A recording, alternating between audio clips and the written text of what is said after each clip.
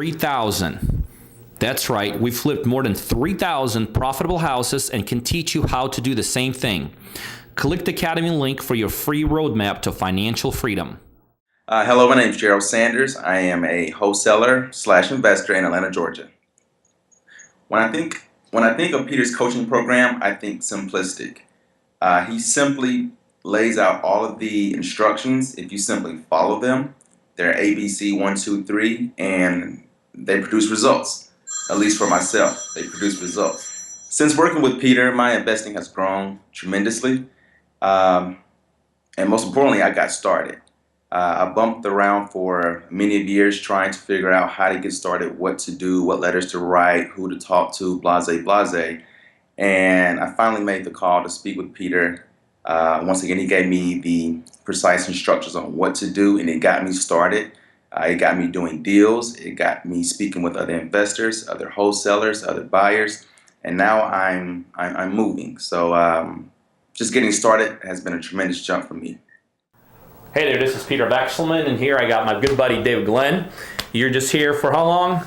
For a couple days. Couple days. He's visiting, but actually in our office, you're not even here for a couple days. In our office, you've been here for how long now? 2 hours, 3 hours. 2 hours. And so one of the things that I do with my coaching clients is that they have the ability to come in and visit us, right, and spend a little time and just kind of oversee some different people need different things. So David wanted to come in here, spend a little time specifically with our negotiators, right? Right. And so you've been here for a couple hours now, so give me some feedback. What do you think? What did you learn? What was your biggest takeaway after being in my office, seeing how things are run and operating here? My biggest takeaway was definitely speaking with confidence, seeing how important the competitive calling is and pushing for it and follow-ups.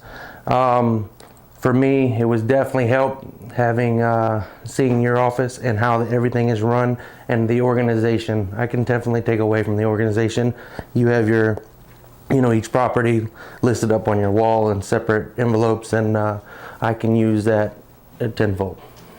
See, so sometimes, when you work with somebody like myself in a coaching capacity, as we're going through things, a lot of it is a little bit conceptual, but still, here's what you do, here's what you do. Sometimes it does help come in for a little bit and spend some time, and that's one of the things that I do with my coaching clients. Bring them in here, they can focus on different things. It kind of goes from here's what the office needs to look like to a reality, right? Right. To, okay, here's the programs you guys are using. Here's, like you said, when you listen to the negotiators, you were able to see the confidence that they exude and all that.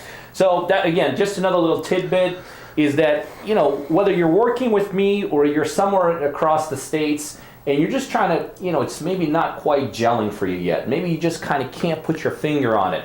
I will tell you without a shadow of doubt, there are successful investors, successful investment companies from no matter where you are within driving distance of you. If you can't get in here, I suggest you figure out how to get into one of those companies.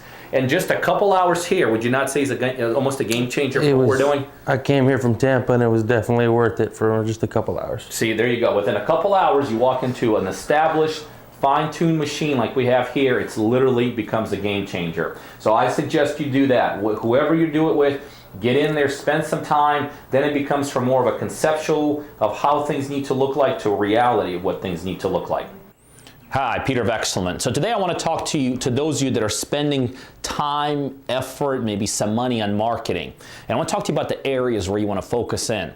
A lot of times people try to figure out areas by activity, by what's going on there. Is it newer? Is it older? Where is it proximity to downtown and all this? I think there's different ways to figuring out areas. But I will tell you, I've used a strategy in terms of figuring out specific geographic areas that I think, as long as I've been doing this, I know has never led me wrong. And for as many people as ever taught this strategy, everybody agrees ultimately when you zero in on this, it's always going to get you the kind of deals you're looking for. So really, when it comes to geographical locations, wherever it is you live, there's really two types of geographical locations out there that are what are known as cookie cutter areas, and that are what are known as what I call hodgepodge, or areas where things are mixtures. Cookie cutter areas, we all know, no matter where you live, there's pockets like that where you live. Cookie cutter areas where everything looks the exact same way. It's like if you're driving through there, all you're doing is you're seeing like 3-bedroom, 2-bathroom, 1,200 square feet. 3-bedroom, 2-bathroom, 1,200 square feet. They tend to be like subdivisions. They potentially could be sometimes newer areas. The cookie cutter areas is what I tell most investors to stay away from one very basic, simple reason. If you think about it, because things tend to look the same, or at least close to looking the same, what happens in those areas, things also tend to be priced the same. Think about it, if you're in an area where almost everything, it's either 3-bedroom or maybe 4-bedroom and, a couple bathrooms and maybe 1,200 to 1,300 square feet, all look very, very similar. And let's say in that particular pocket, let's say in that particular area, people, when they put their properties up, let's say for 150,000, they kind of tend to get 150,000. Because remember, it all looks the same. So think about it. Now you have a house in that same cookie cutter area. And now it's time for you to sell your house. Is there any chance in the world that you're going to try to put your house up for sale for 50,000? No way. Hey, everyone's getting their 150. I want my 150, right? Even let's say if you're in trouble, like if you're in foreclosure or you got a job change or a health issue and you got to move. Well, what you may do is you may go a little bit ahead of the market. So maybe instead of putting it at 150, you put it at like a 140, 135, something like that, just to distinguish yourself from everyone else. But again, not a big enough margin to be noticed in the retail world, kind of a homeowner to homeowner world, by no means a big enough margin that we as investors are looking for.